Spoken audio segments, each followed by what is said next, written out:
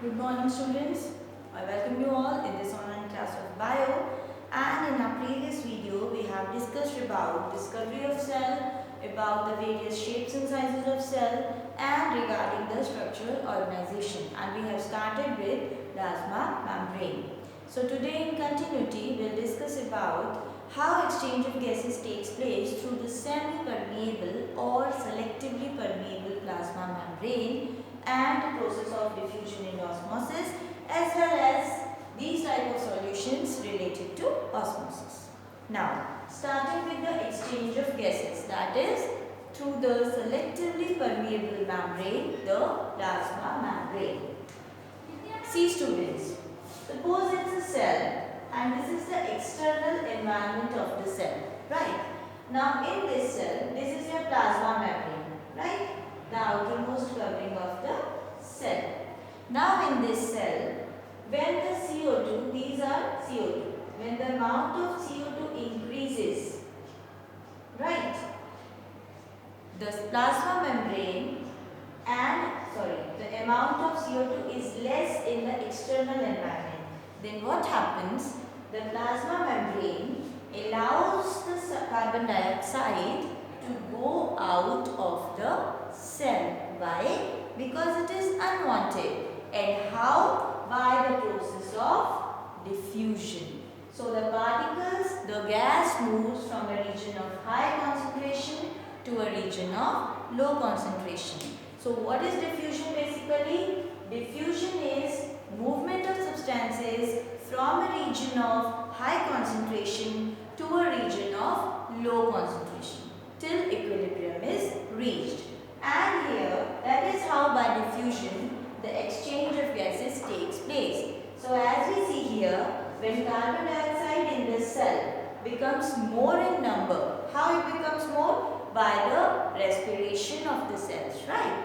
By the cellular respiration. So when carbon dioxide becomes more in the cell due to cellular respiration, by the process of diffusion, they start moving from region of high concentration, that is inside the cell, to the region of low concentration, that is external environment of the cell. Okay, same way oxygen, which the cell needs, because carbon dioxide is increased. So what will happen with oxygen? It will be decreased, and compared to the external environment, the external environment will have more oxygen, right? Because related with your real life, if you are sitting in a closed room and you are all are respiring, you are doing respiration, after some time more carbon dioxide will be there in the room and you all will feel suffocated, right? So what you will do, our first thing will be open some window or door, right? Same thing happens here.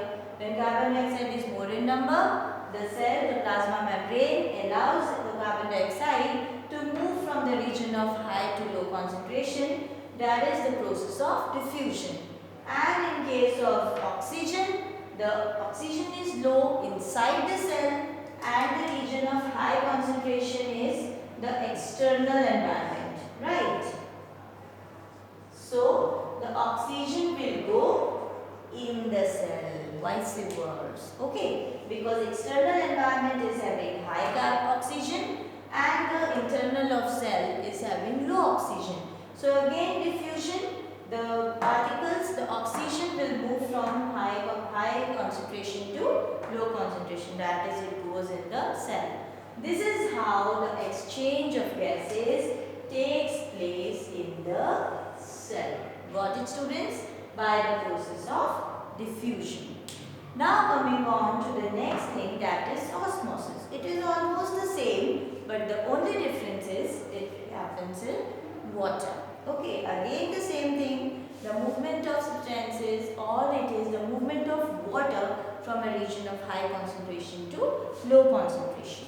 So as far as osmosis, you must have seen at your home that if you put resins in water, after some time they swell up, right? That is because of osmosis. Now there are three types of solutions based on this osmosis, and you can do this experiment at home. What we'll do is, we'll take a solution of sugar or salt, three solutions actually. One which is very diluted means very less amount of sugar or salt. One which is so concentrated means more amount, like sugar syrup you must have seen.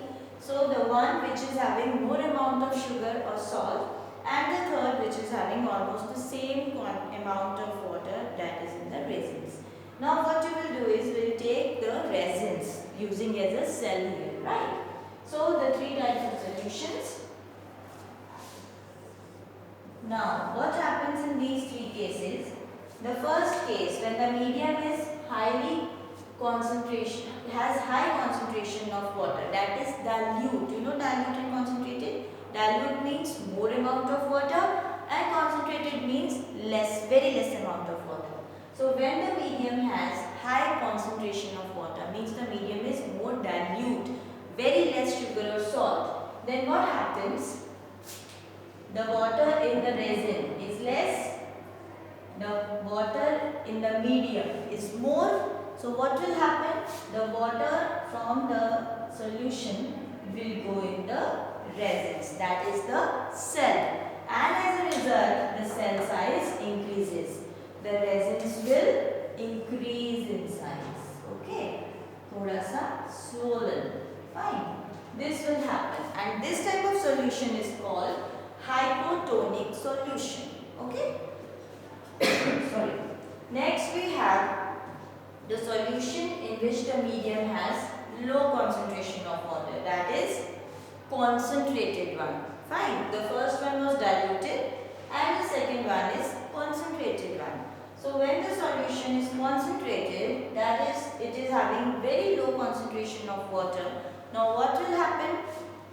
Now this water is very less, the sugar is more, and we have the cells, the resins in it. So the water from the resin, the cell, will go in the solution, that is region of high concentration to low. This will remain the same. They will move from the region of high to low concentration.